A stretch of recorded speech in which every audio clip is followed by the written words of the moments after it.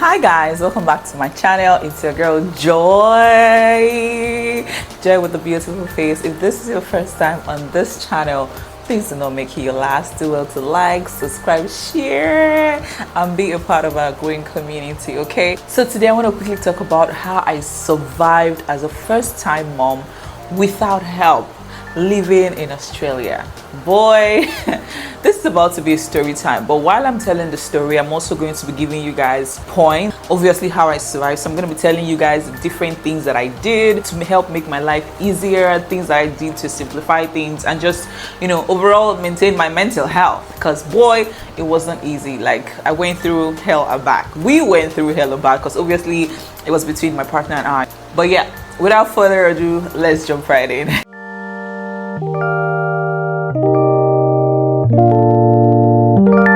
So when I got pregnant, I knew I wanted my mom to be here, my grandma. I knew I wanted her to be here. I knew I wanted family, because it was just my husband and I knew I wanted people to be around me, to support me. I wanted something very typical of me being in Nigeria. Do you get, like, having family? Because I knew if I was back home, I would have my whole village, you know, come be with me during that phase. So I needed, even if it was just one person from home, someone who would just be there for me.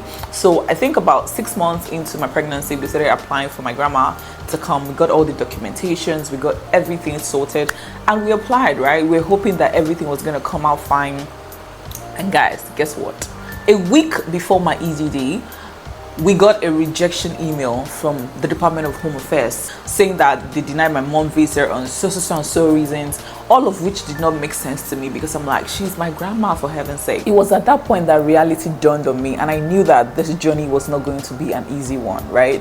So fast forward to when we had our baby, my daughter's godmom, who at the time wasn't her godmom, came around and supported us, but she did it for like only a few weeks, like 2 weeks. So I was still obviously in the new mom stage. I was going through a whole lot, guys. I went through a whole lot. My husband and I were literally very clueless. Like, we were two first-time parents who had no idea whatsoever on how to be a father or a mother or a parent, you know. So we were literally learning on the job, right? So I'm going to tell you 7 things I did that helped me navigate through that stage. The first thing on my list is being around people. Guys, I cannot overemphasize the importance of being around people. You might think you're first time mom, you want to do this thing yourself. Well, probably you've had experience, probably you've been nannying all your life, or you've been taking care of children all your life, but it doesn't take away the fact that that phase can bring about a lot of things. Postpartum depression, anxiety, anger, like you just feel irritated, you feel disgusted by the littlest things. So, but having people around you to help you do 1 or 2 things, or maybe not even help you, just having people around you to talk to you, to take your mind off the reality of things. And I call it the reality of things because sometimes we just don't want to think about the process. We just want to be doing it, right? We just want to do it. We don't want to think about, oh, I have so much to do. Oh, I'm my first time mom. Oh, I feel so fat. You just want to go through that phase. And with the right people, you're going to. So I had a community of friends. I have good friends, turned family, turned sisters, who were always checking on me, who were always, you know, coming to visit, bringing me food. You know, like, it was so beautiful to see that I had such amazing sisters who were always there for me, and a big shout out to them. I would never trade their friendship for anything. Aside from them, I also cultivated the habit of going for events. So my baby was barely 2 months old when I started going for parties and ceremonies and whatever you call me out for, best believe I'm going to be there. And this is not because I wanted to be out. It was just because I knew at that point I needed it for my mental health. I knew that it was going to help me, you know, take my mind off the reality of things, again, like I said before. So it was a good thing for me. So I remember then I would always call my friends and say, if there's any party, if there's any events, please call me, and I will show up, you know. And so that really helped me in that phase, just going out in the morning, coming out late in the evening, and then having to do what I need to do and going to bed. Like, it just meant like the day was going fast, and before I knew it, my baby was 6 months.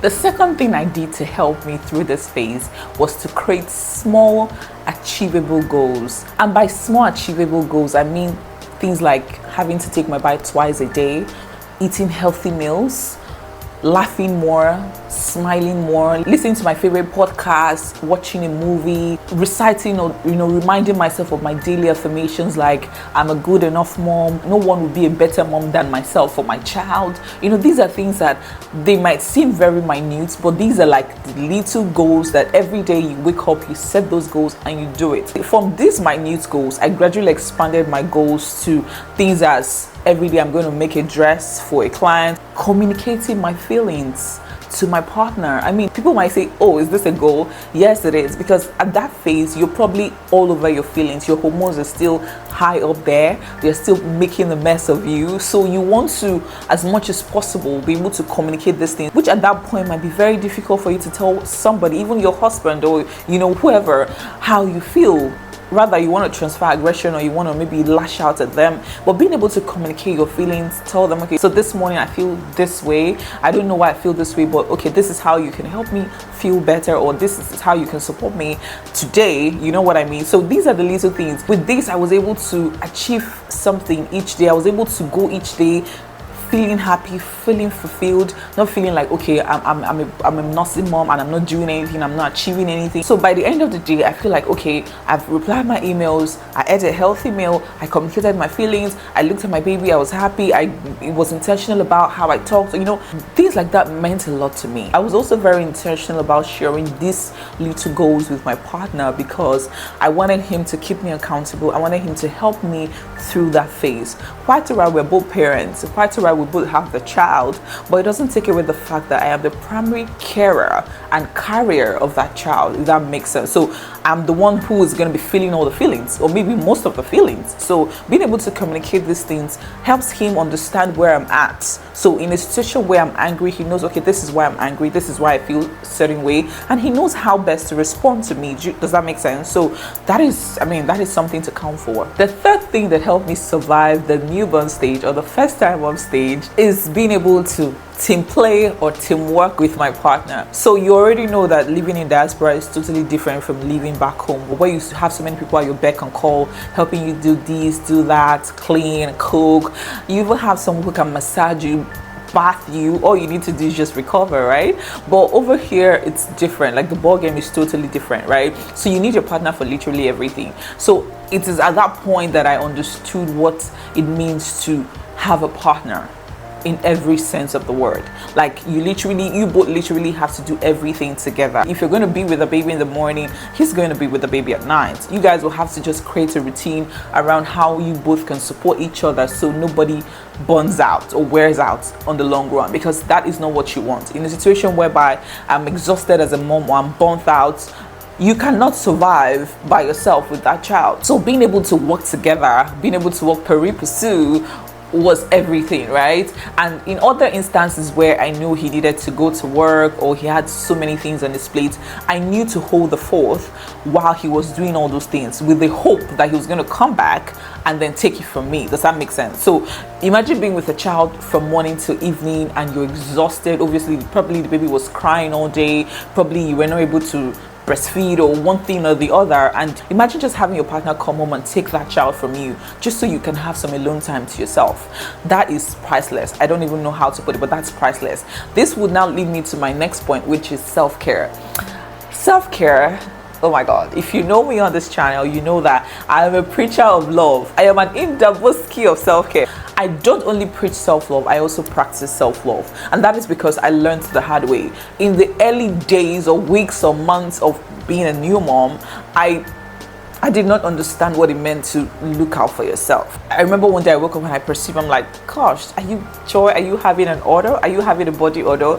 And then I went and Googled and I realized that breastfeeding moms tend to smell a particular way due to breast milk, and sometimes your breast milk leaks and it generates some kind of odor that is not the usual, and it kind of set me off so much because I don't even know what it feels like to have body odor, right? So that was when I realized that self-care is important, not just for your physical body, but for your mental health, for your emotional health, and for that baby, right? You cannot pour from an empty glass. If you watch my videos, you know that I talk about these things time and time again.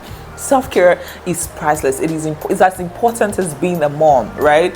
So being able to take out time to do that thing that you love the most, being able to take out time to love upon yourself, see a movie, relax, just breathe, maybe just go on your phone. If you think pressing your phone is therapeutic, then why not, right? Being able to do those things you love, those things that gives you joy, those things that kind of brings your thoughts together, that kind of fills your cup, that is very important. You may not understand how significant it is until you see yourself lashing out at your husband or your child. You see yourself being aggressive for no reason. You see yourself having mood swings here and there. That is because your cup is probably empty and you need to fill it up, okay? And the only way to do that is to take time off. The only way to do that is to ensure that your mental health, your physical health, your emotional health, your psychological health is in check, right? You have to keep them up to date. If that's, I don't know how to put it, but you get what I mean, right? So that is something. The fifth way in which I was able to survive the first time mom stage, or the newborn stage, however you want to put it, is that I was able to seek help. And by help, it doesn't have to be professional help, right? I know people are very big on counseling, going for therapy and all that. I am not oblivious of that fact, but I also know that you don't have to speak to only a therapist for you to be able to seek help. At that point, what I did was to speak to my friends that have been there and done that, right? Being able to talk to them about my challenges, the things that were happening to me. Like, I remember one time my baby had colic, and I immediately called a friend of mine who at one point I overheard her talking about colic. Like, you know, and at the time when she was talking about it, I didn't know what that meant, because I mean, I couldn't relate. I wasn't a mom then. But I immediately called her and I'm like, this is the situation. What do I do from here? And she ran down to my house and, you know, took it from there. And even after she looked at my baby and, you know, we're just laughing about it, she started talking to me about how certain things will spring up to my face, how there's certain things that will happen to my child, and how I should learn to not panic and just take a breather and then gradually address the issue. Now, I don't know what other therapy is better than that, because to me that is therapy enough, right? Being able to speak to anybody that you know that can help you at that point. Like I said before, it doesn't have to be a professional therapist. It doesn't have to be a counselor. It could be your mom. It could be your friend. It could even be your partner. It could be anybody you think that will understand how you feel, or that will prefer a solution to that problem or to how you feel. Anybody that makes you feel better, right? I remember talking to my best friend also at the time, who now has 4 children. Okay, so you cannot tell me with 4 children she hasn't seen all of it. She has seen every shade of motherhood. So being able to talk to her made all the difference at every point in time, right? So please do not be ashamed to tell people how you feel. Do not be ashamed to express yourself. Do not be ashamed to cry. Boy, I cannot tell you how many times I cried. I cannot tell you how many times I would sit down and I would shed a tear and I'll say, oh my God, Joy, you are not even, what are you even doing? You know, what do you think you're doing? And after doing that, after allowing because usually I will allow myself cry, okay? I would never hold back myself from crying, because I felt like that was even therapy on its own, right? So after crying, I will pick myself up again, call the right people, you know, and even sometimes when I'm even talking to my family or my friends, I would even cry and be like, Joy, it's not that serious. I'm like, okay, I know, but allow me express my emotions, okay? And they would of course allow me to do that. However, when you feel you need help or you would get support, by all means reach out, okay? By all means be open about it, be expressive about it. So by all means be unashamed to seek help, be unashamed to ask questions. Oh my God, I cannot tell you how many times I asked the most stupid questions, oh my God. And it wasn't just my friends I was asking. I was also asking Google. I was asking YouTube. As stupid as asking Google or asking YouTube, what do I do after breastfeeding my child and my breast is full and I don't want to pump? That is a very unusual question. But guess what? I asked the most stupid questions because, like I said before, I am a first-time mom. I have absolutely no idea what I'm doing. Okay, so I need all the help I can get, right? The next point is to utilize online resources, and this is Google, YouTube, like asking the most outrageous questions. And I'm saying outrageous because, guys, just asking questions, right? Just ask questions that are as little as, what do I do next as a new mom? Like, you know, Google has all the answers. Thanks to YouTube has answers to almost, if not all, kind of questions, right? So being able to utilize these resources would help. And by utilizing these resources, you can always read up on books about motherhood, about postpartum depression, about body changes, because that is a thing. Because you see, body changes, that is a thing. A lot of us go into motherhood, or I went into motherhood not knowing what to expect, or not understanding the entirety of the package, right? I did not know that my body was going to change to the point that it would affect my self-esteem. I did not know that I was going to put on so much weight after having my baby that I became too shy, even for my partner, right?